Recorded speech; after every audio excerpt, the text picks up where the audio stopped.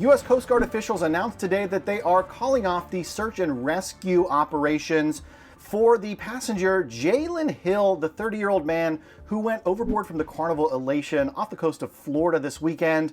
We've got an article coming out from cruisehive.com by Melissa Meance. Let's get into this, and you'll have to bear with me. I'm on a cruise ship, so I'm working with a little bit less tech than usual. From cruisehive.com, search suspended for guest overboard Carnival cruise ship.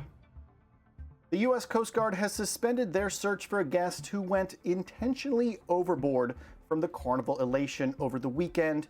The guest has not been recovered as of this time, as search efforts over more than 1,300 square miles failed to locate the missing man, now identified as 30-year-old Jaylen Hill. After thoroughly searching a total of 1,347 square miles in the vicinity of where Hill jumped from the ship, rescue crews were unable to locate the missing passenger. The search has been called off pending any further developments. And the U.S. Coast Guard has tweeted an update here. I don't really like when these sort of big, kind of sensitive stories are tweeted out. I think that's a little bit tacky. Let me know your thoughts about that. I don't know. If I had some really bad news, I don't think I'd be tweeting it out. I would probably use more official channels. Update: the U.S. Coast Guard air and surface crews continue to search for missing 30-year-old man Jaylen Hill, last seen approximately 8 a.m. on Sunday, before reportedly going overboard from the Carnival Elation 95 miles east of Melbourne. There is a picture of Jaylen Hill. Now, reports indicate, though, that Jaylen might have gone overboard intentionally. As with any overboard incident, a thorough investigation will be conducted to determine the circumstances surrounding the event, including whether or not there may have been foul play or any safety malfunctions. Onboard security members have reviewed footage of Hill jumping overboard, however, and it does appear that it was intentional. Look, this is a sad story. It's a sensitive time for friends, family, and loved ones of this individual. All I'm going to say is, if you are not in a good mental state, maybe a cruise ship or other places.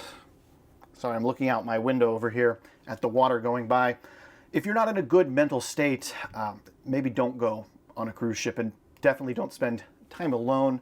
Be with people who can support you, who can be there for you, and find the help that you need. There are phone numbers, there are hotlines set up for people who are struggling with a crisis in their life. And unfortunately, it sounds like this may have been exactly what happened to Mr. Hill.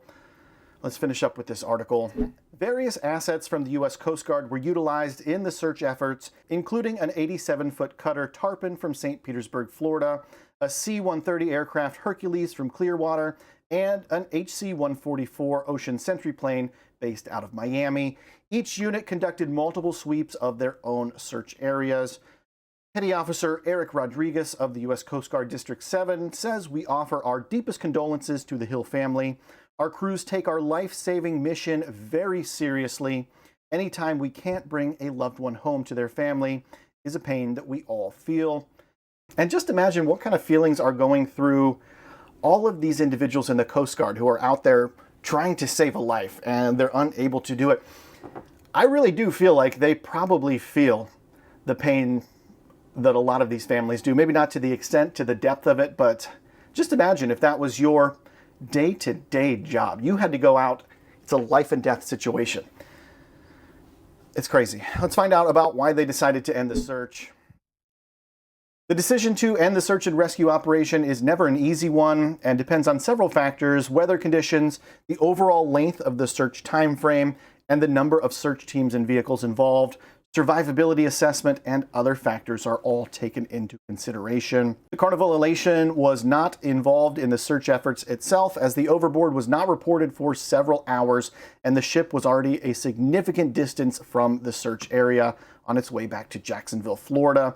There was no impact on the ship's return to Jacksonville or the departure for the next sailing, which doesn't really matter now, does it, in the scheme of things? If somebody goes overboard on this ship, I do not care if it takes a week to get home, if we're going to search and potentially find that person. I don't know. Let me know your thoughts on this in the comments down below.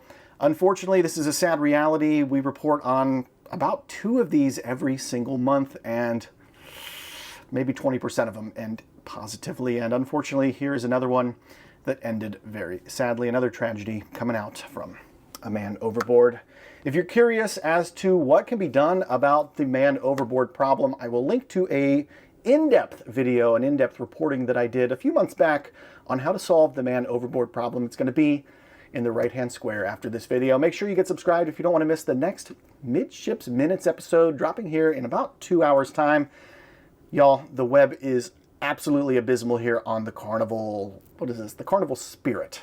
I'm on a 7-night Alaska. I'm going to try my best to get these videos uploaded like usual, at least on port days. I am not in port, though, for almost 72 hours, so it might be a little bit more sparse than usual, but I'm still going to try to get all these videos out to you. Make sure you get subscribed for the next one. We'll see you there. La la la la la la la la la la la la la la la la la la